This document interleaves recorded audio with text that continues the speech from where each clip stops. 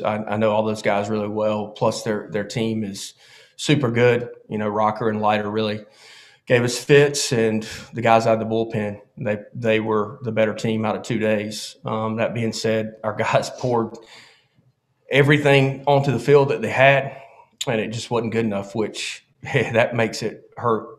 And these 3 guys that are sitting next to me, 2 of them have been with me for 6 years, 1 for 5. And if we don't get a chance to go to Omaha, but I get an opportunity to coach these 3, I wouldn't trade it for the world. Thank you, Coach. Questions for the student athletes? Reminder, please use the raise hand feature. Ronnie, go ahead. Matt, if you could just reflect on your career. I know it's tough. You can go back to Lubbock, and today you've pitched in some big-time moments with a lot of people watching. Just how do you kind of sum up, your career as a whole, I guess? To sum it up in a whole, I think is quite a lot. I don't really have a lot of words to do that. But I'll say one thing: coming to East Carolina was the best decision of my life, and I wouldn't trade it for the world. Coach Godwin and he and the team and the program, man, they've taught me life lessons that I'll never forget. And we've won some championships here. We haven't got to the promised land yet, but where we want to go. But man, it's coming, and I don't know when that's going to be. We say that all the time, but it's coming, and we're going to knock on that door every time until it happens. And I just can't thank Coach Godwin enough for giving me the opportunity to play here, and it's a special place, and that's about it. That's all I got right now. Mark, you're muted.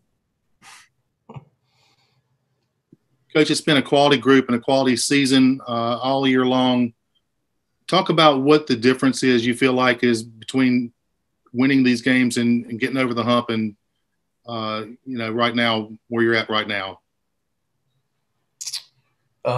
First off, Mark, we're like that far, like millimeters. And this team, like I said before we played in the regional, will not be judged by going to the College World Series. If you want to be mad at somebody, then be mad at the head coach. I'm the leader of the organization, but not our young men, not the guys that have had a 3.69 team GPA. And I don't know everybody in the country's GPA, but I would say that's the best in the country. And what they do in the community, what they've done for East Carolina University, I don't care about Omaha. Not right now. I care about these young men that are hurting, that have poured their soul and sweat and tears into our program for 6 and 5 years. And the other guys too, they have given us everything and more. And we just weren't good enough. Life's not fair. And I don't know why we haven't gone. It's nothing that we're doing the right things. Our kids are doing the right things. We just haven't knocked the door down. But the percentages say if you keep knocking the door is going to open, and we're going to knock the door down at some point in time. Steven. Cam, how do you maybe compare and contrast when you first came in as a freshman in 2016 to now? I mean, you guys have obviously elevated the consistency of the program and where you guys are leaving it now. How would you kind of sum that up? Yeah, I would just say, just shout out to the coaches and the guys that played before us. Not just me and Matt and Schmitty, but, the guys that, the Chris Holbas, and all those guys. There's a lot of them, but the guys that came before us and, set the standard for, what ECU baseball is. And, since then, we never look back. We always talk about leaving a legacy, leaving the found it. And, I think us 3 have done that. So. Ronnie, go ahead.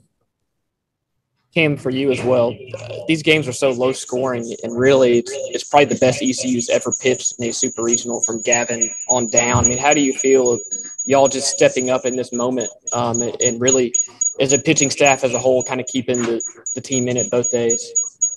Yeah, I'm proud of us, as our staff. I'm proud of, Coach Dietz, AK, everybody. But, our hitters have picked us up all year. And, it was our turn to, pick them up and give us a chance. And we did our best shot. So. Steven. Tyler, how tough was it in right field? It looked extremely emotional, and it might be a tough question to answer, but how do you kind of sum that up? To be honest, right now I'm speechless. These past 5 years have been the best 5 years of my life, and I would do it all over again if I could. Just because these guys and the coaches for giving me the opportunity. I mean, I don't have much to say right now. I just love this place so much. Let's go into questions for Coach Godwin. Reminder, please use the raise hand feature if you have a question for Coach. Ronnie, go ahead. Cliff, if you go back just for a minute to Louisville, it was Detmers, Bobby Miller, the two starting pitchers here were all first-round picks. I mean, I know you say that the front door, the Omaha thing, I mean, it just kind of backs up how tough these matchups have been just in those 4 games alone. Can you just kind of comment and expand on that?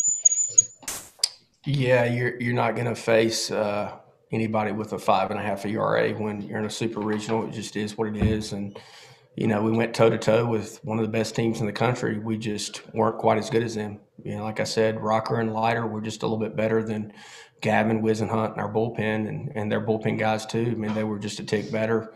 I think anybody watching at home knew that we were in every game. We just couldn't get a big hit. They got a big hit by Young today, 2-out RBI. We just got one swing off, and that was the difference in the game. Steven. Coach, it looked like there were a few questionable calls at times from the home plate blue. I don't know how much you can talk about that, but just your emotions during the game watching that. Oh, my goodness. Yeah, Coach Godwin can't talk about that. So I just would tell everybody to go back and watch the game. It's on video. So I know one thing. When Cam Colmore, who's a 6-year senior, says that the 3-1 pitch is right down the middle, I trust that guy.